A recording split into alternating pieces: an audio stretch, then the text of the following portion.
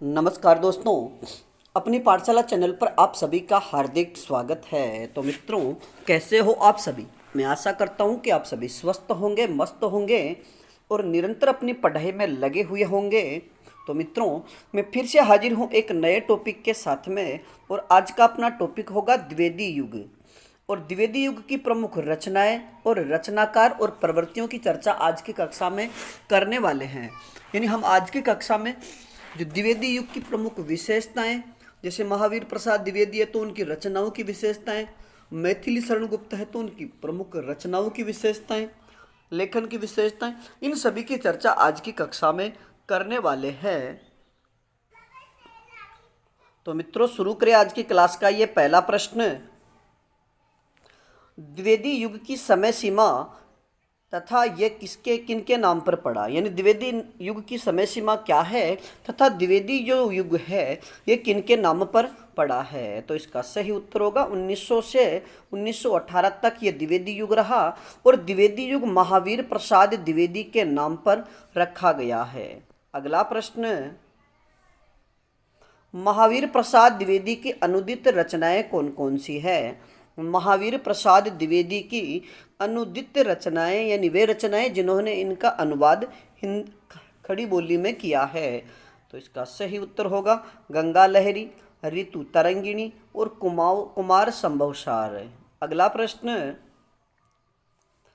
महावीर प्रसाद द्विवेदी द्वारा रचित प्रमुख रचनाएं कौन कौन सी है? कि महावीर प्रसाद द्विवेदी जिनका जन्म 1864 को हुआ और मृत्यु 1938, यानी इनका जो जीवन काल है 1864 से 1938 तक रहा। अब इनके द्वारा रचित प्रमुख रचनाएं कौन कौन सी है? तो मित्रों,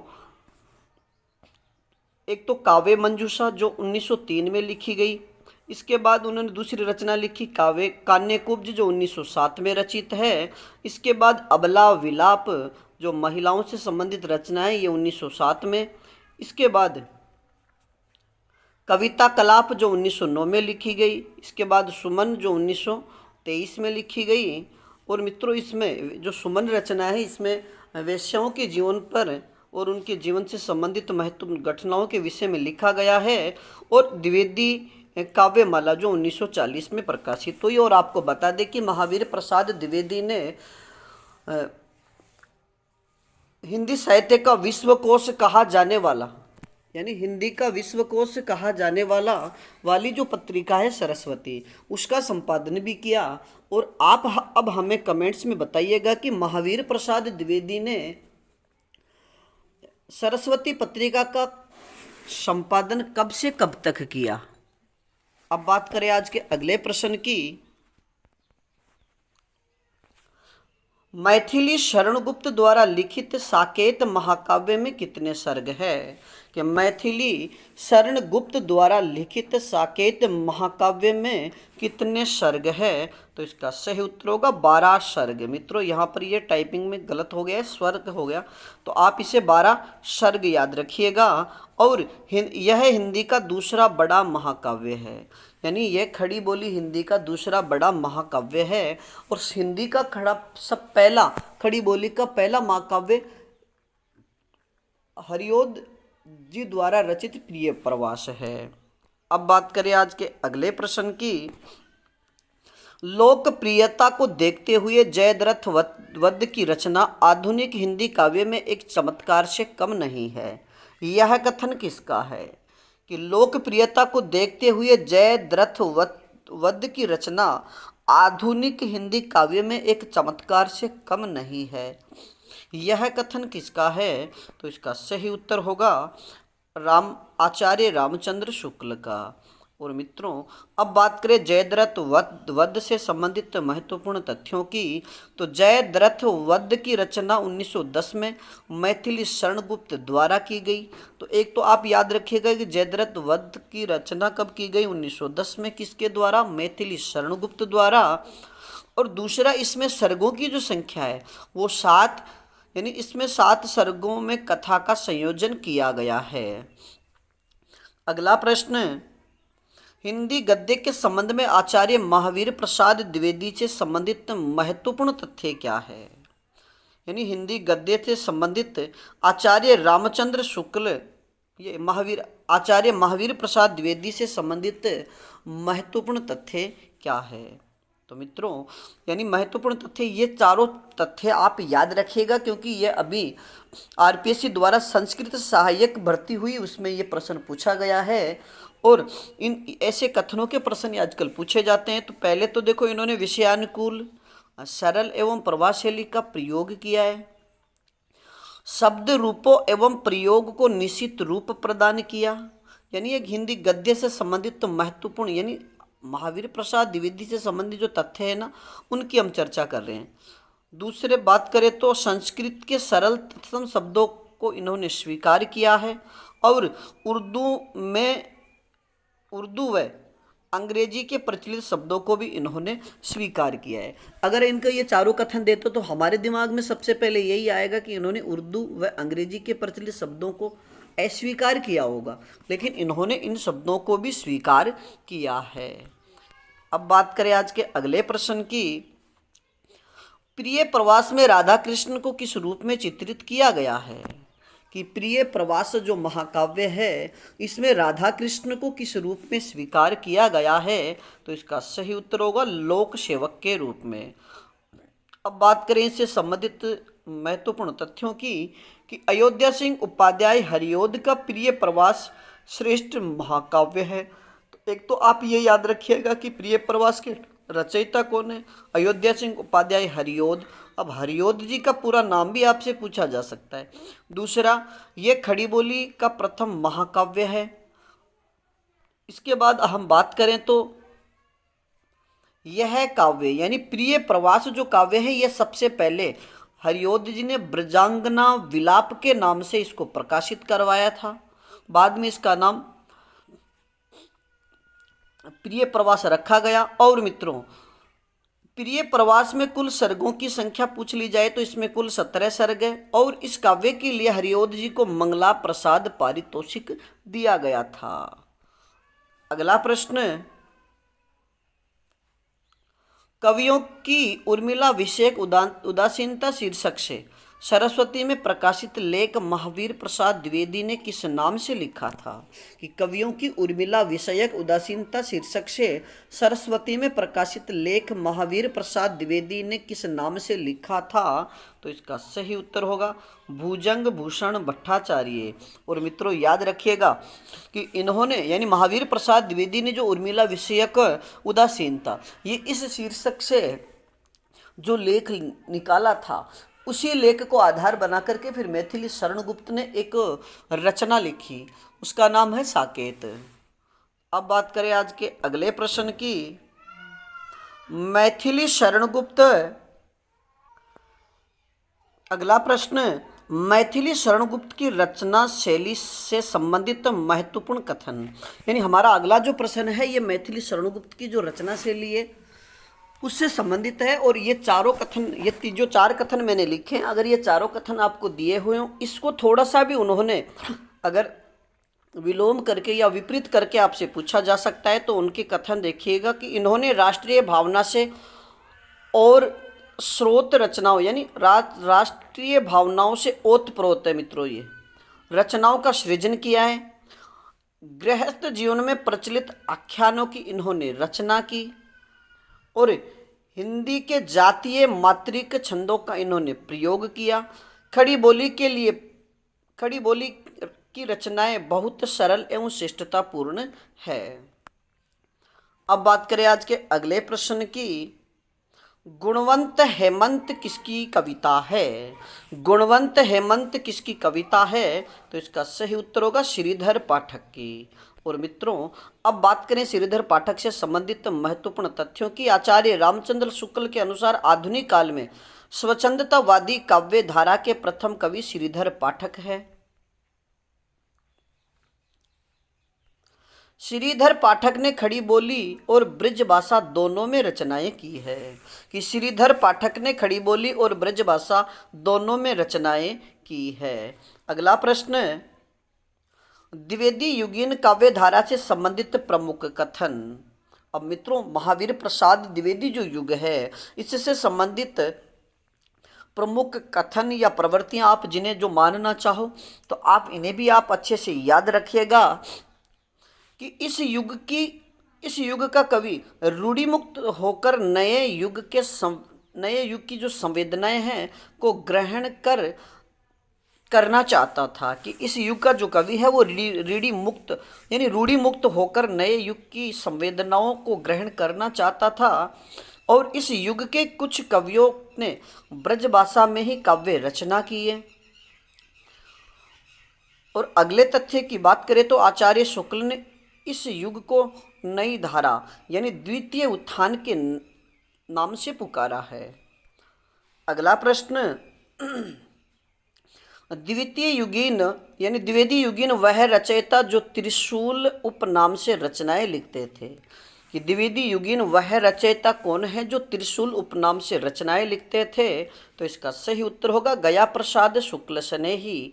और मित्रों, गया प्रसाद शुक्ल स्नेही के जीवन काल की बात करें तो इनका जन्म 1883 ईस्वी को हुआ और 1972 ईस्वी को इनकी मृत्यु हुई। अब बात करें गया प्रसाद शुक्ल जी की प्रमुख रचनाओं से संबंधित, यानी गया प्रसाद शुक्ल द्वारा रचित प्रमुख रचनाएं कौन कौन सी हैं? तो सबसे पहले बात करें कृषक कृंदन जो 1913 में प्रकाशित है। इसके बाद प्रेम पच्चीसी, राष्ट्रीय वीणा, त्रिशूल तरंग, और अगली जो रचना है वह करुणा कादम्बिनी और राष्ट्रीय मंत्र जो 1921 में प्रकाशित है। अब बात करें आज के अगले प्रश्न की, राष्ट्रीय वीणा के रचयिता कौन है? यानी ये हमने पहले भी देख लिया कि राष्ट्रीय वीणा के रचयिता कौन है। तो इसका सही उत्तर होगा गया प्रसाद शुक्ल स्नेही। अगला प्रश्न, वैदेही वनवास जो 1940 में प्रकाशित हुआ। कि वैदेही वनवास के रचयिता कौन हैं? तो इसका सही उत्तर होगा अयोध्या सिंह उपाध्याय हरिओद। कि वैदेही वनवास के रचयिता अयोध्या सिंह उपाध्याय हरिओद है। और मित्रों, हरिओद जी की बोलचाल एवं मुहावरेदार भाषा में रचित काव्य कृतियाँ, यानी इनकी आम बोलचाल की भाषा और मुहावरेदार भाषा में जो रचित रचनाएं हैं उनमें एक तो चुबते चौपदे और दूसरी है चोखे चौबते। तो आप इन्हें भी याद रखिएगा। अगला प्रश्न, हिंदी साहित्य में यानी पंडित महावीर प्रसाद द्विवेदी का सदा ऋणी रहेगा। यानी हिंदी साहित्य पंडित महावीर प्रसाद द्विवेदी का सदा ऋणी रहेगा। और व्याकरण की शुद्धता और भाषा की सफाई के प्रवर्तक द्विवेदी जी ही थे। यह कथन किसका है? तो इसका सही उत्तर होगा आचार्य रामचंद्र शुक्ल का। कि आचार्य रामचंद्र शुक्ल ने द्विवेदी के विषय में कहा है कि हिंदी साहित्य पंडित महावीर प्रसाद द्विवेदी का सदा ऋणी रहेगा। व्याकरण की शुद्धता और भाषा की सफाई के प्रवर्तक द्विवेदी ही थे।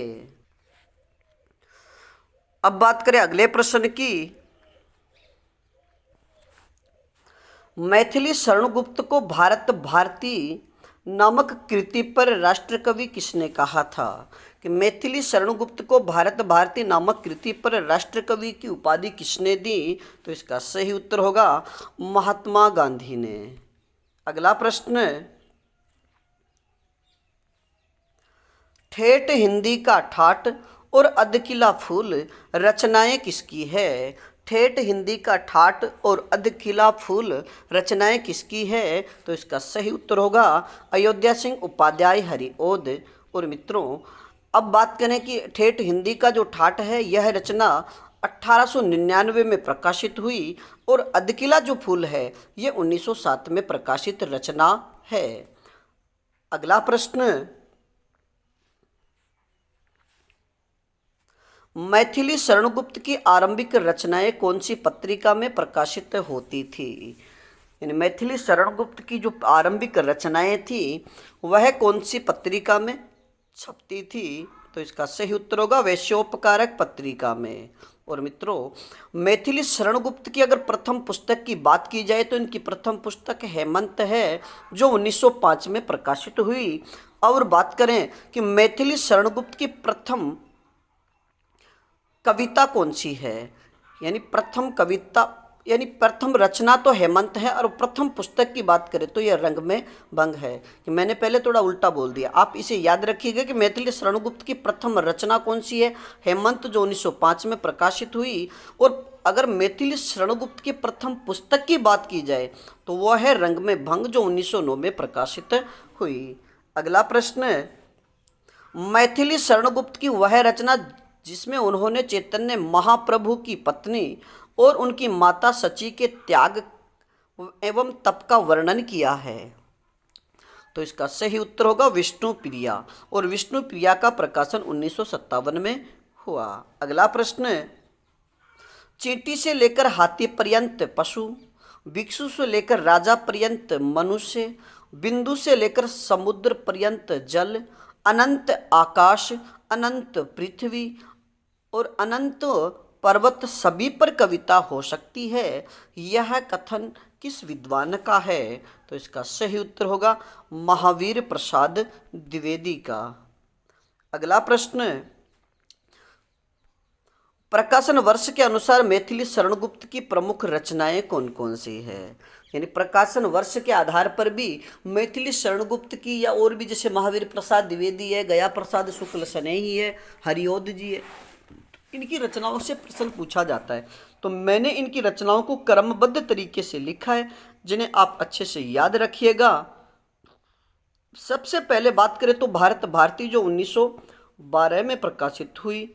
इसके बाद साकेत की बात करें तो साकेत 1931 में प्रकाशित है।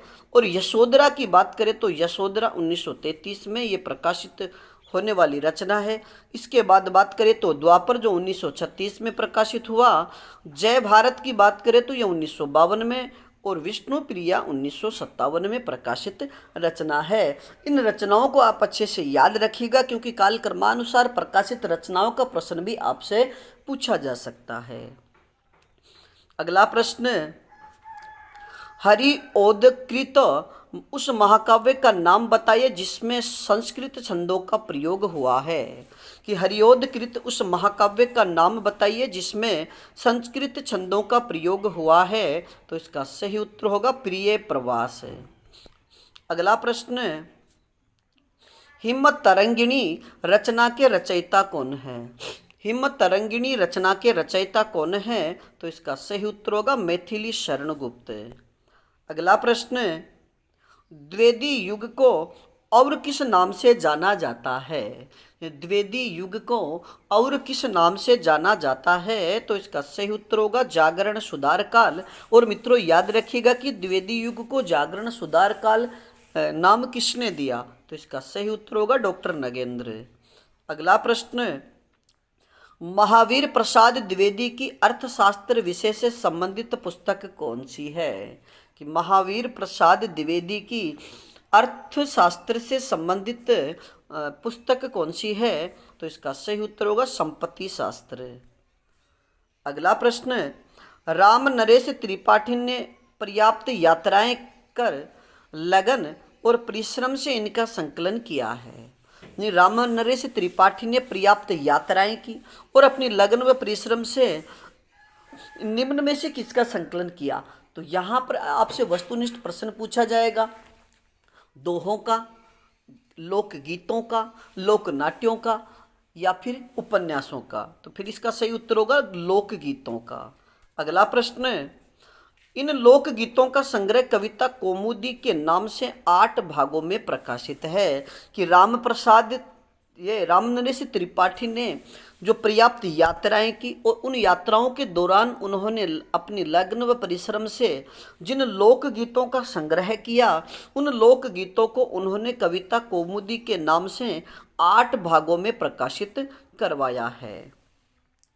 अगला प्रश्न, महावीर प्रसाद द्विवेदी ने सरस्वती पत्रिका का संपादन कार्य कब से कब तक किया, तो इसका सही उत्तर होगा 1903 से 1920 ईस्वी तक। और मित्रों, सरस्वती पत्रिका 20वीं सदी का विश्वकोश कहा जाता है। अगला प्रश्न, मौर्य विजय खंड काव्य के लेखक कौन हैं। मौर्य विजय खंड काव्य के लेखक कौन हैं, तो इसका सही उत्तर होगा सियाराम शरण गुप्त।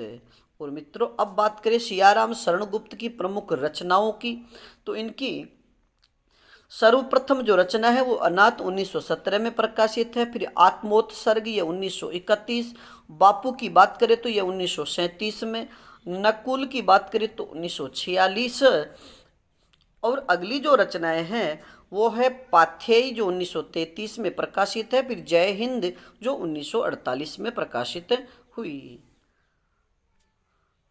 अगला प्रश्न, द्विवेदी युग की प्रमुख प्रवृत्तियां कौन कौन सी है?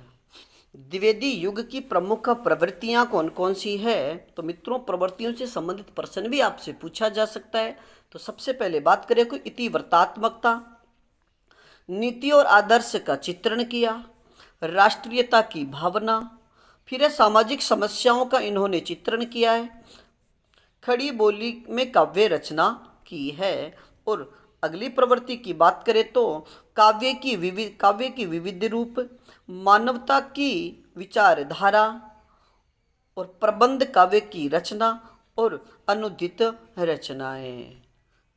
अब बात करें आज के अगले प्रश्न की, मैथिली शरणगुप्त द्वारा छायावादी शैली की कविताएं किस रचना में संकलित है? मैथिली शरणगुप्त की छायावादी शैली की कविताएं किस रचना में संकलित हैं? तो इसका सही उत्तर होगा झंकार में। अगला प्रश्न, बेकन विचार रत्नावली किसके द्वारा अनुदित है? बेकन विचार रत्नावली किसके द्वारा अनुदित रचना है? तो इसका सही उत्तर होगा महावीर प्रसाद द्विवेदी द्वारा। अगला प्रश्न, दिवस का अवसान समीप था, गगनता कुछ लोहित हो चला, किस कवि की पंक्तियां है? कि दिवस का अवसान समीप था, गगन था कुछ लोहित हो चला, किस कवि की पंक्तियां हैं? तो इसका सही उत्तर होगा अयोध्या सिंह उपाध्याय हरिओद की। अब बात करें आज के अगले प्रश्न की, द्विवेदी युग का वह कवि जिसने अपनी सारी रचनाएं ब्रज भाषा में की है? कि द्विवेदी युगीन वह कवि जिसने अपनी सारी रचनाएं ब्रज भाषा में की है? तो इसका सही उत्तर होगा जगन्नाथ दास रत्नाकर। तो मित्रों आज के लिए इतना ही, बाकी फिर मिलेंगे एक नए टॉपिक के साथ। तब तक आप अपने अध्ययन में जुटे रहिएगा और अपनी पाठशाला बाय बीएन सर चैनल पर नए हो तो हमारे चैनल को लाइक, सब्सक्राइब और अपने मित्रों तक शेयर जरूर कीजिएगा। धन्यवाद।